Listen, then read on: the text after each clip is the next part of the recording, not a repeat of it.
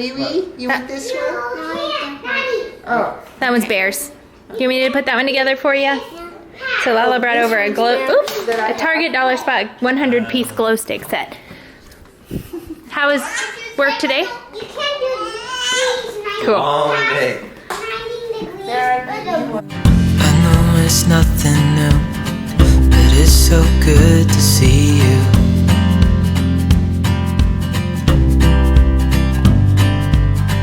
We do this every day, and I'm still so amazed by you. Look at me, still in my half uniform.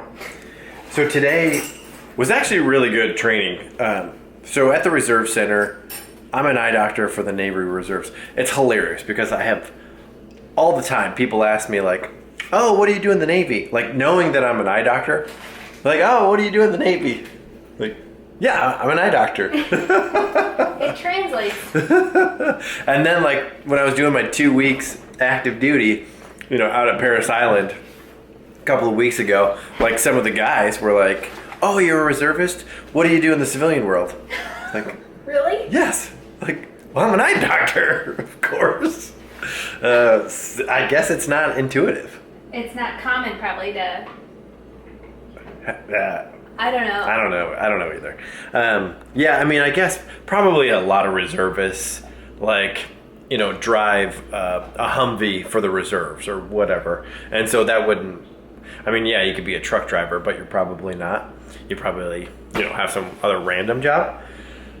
So yeah, it's probably less common that you have the same job in the military as you do in NATO, but not for doctors. Anyway, I digress. So today's training was something called TCCC, which is Tactical Combat Casualty Course, I believe is the term. But anyway, it's really good actually. It was actually really good training. It took an entire day, but like it's stuff I already knew because I was an expert field medic in the Army. But it was a great refresher course. Basically, like taught you how to put on a tourniquet and how to do pressure dressing and like how to assess a scene before you go, you know, treat a patient. Basically, like all this stuff that, especially during wartime, you really need to know. And really, it's just good knowledge to have just as a human being. Because, I mean, for instance, like Rachel literally witnessed a guy on his motorcycle, like skid out and like held him there until the ambulance came. Like, so don't you agree that this is like, you know, really good training? Not to correct you, that was very close. There was a pickup truck in front of me. He hit the truck head on. Holy. And flew over and landed on the pavement. Yeah, so that's even worse. It was way worse than just skidding out. Yeah. It was bad. I mean, but yes, I wish I had known more then than I know. I don't know anymore now. Yeah. But with that being said, so that really makes me want to like carry a pack with us. So they sell like on Amazon. I think they're like, you can get like a really good one for like $30. So I think I'll go ahead and buy one just to like keep in the RV or in my car. If I keep it in my car, then I'll always have it, and we'll probably have the car with the RV. Right. So what's in it? Like a tourniquet, dressing stuff, like a multi-tool, like knife, and like rope, and just like stuff that you would need. In like, an emergency? Yeah, in an emergency. Bandages. What it's like a first aid kit, but like a little bit more... Casualty driven? Yeah, exactly. I mean, no, like a little bit more than just like Band-Aids. So a tourniquet, I'm oblivious. Like I don't even know what, I only know like to take your belt and use that as a tourniquet or like a rope, tie it off really tight. But I don't know what a tourniquet in a kit looks like. So like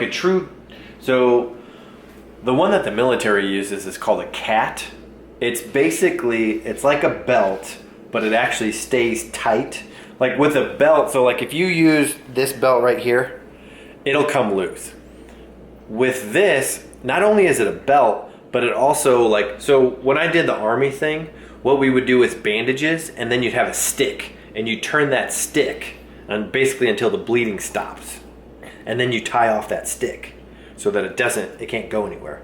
And now they make the tourniquets where it has a holder for this little, I'll put a picture here, but so it has this holder on it that you turn the stick until it's tight, put it in the holder, Velcro it shut. And then you write the time on it when you did it.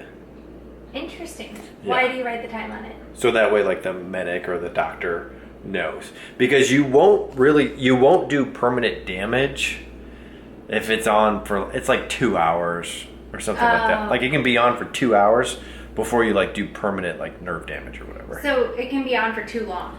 Oh yeah. Well, like beyond them bleeding out. So if you did it and it wasn't like, like a life or death thing, they could lose their. If you left it on too long, they could lose it. And they weren't going to bleed out anyway. Right. Maybe. So, but yeah, I mean, a person can bleed out in 3 minutes. It only takes 3 minutes for a person to bleed out. That was part of the training today.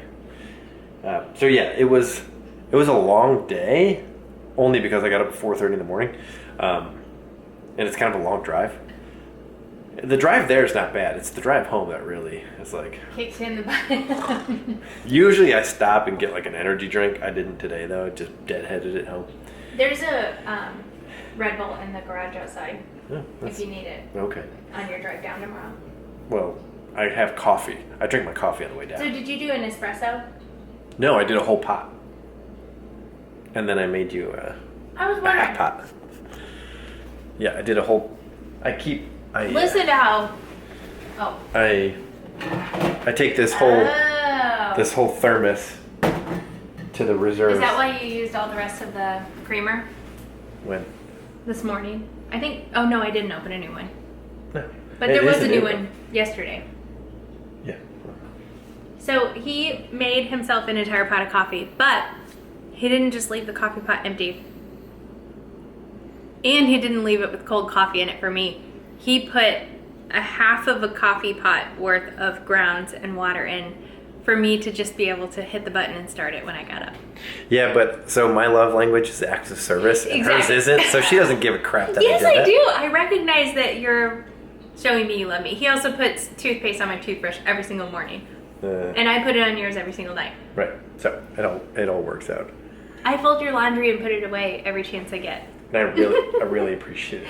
That's funny. But yeah, you think I don't notice these things, but of course I do. It's hilarious because like if we get in a fight or whatever, like if like if I'm not affectionate enough or something, Rachel's and I like I try to point out things that I did, but they're always like acts of service, and so. And I say he's acts of servicing me to death. Right, exactly. It's not her love language. Luckily, I know about love languages, and I know that that's how you show you love me. So I do know that you love me, but I would like to receive my love language as well. So gifts? No. I'm just kidding. That's Words of affirmation and touch. I know. Mm-hmm. Okay. So there's a bunch of reels like going viral on Instagram right now about how it's like when his acts of service is physical touch and mine isn't. And it's like somebody standing there while they're being hugged. Yeah, we need to do that one. Yeah. We could do when mine is acts of service, and I could what would be a hilarious acts of service? I don't know, like doing your dishes or something. I don't know. My mind's in the gutter. You have to follow Rachel Engelbart's on Instagram. And maybe we'll make it real. Or maybe we'll put it on Brad Rach Instagram. Who knows? All right, I gotta go to bed.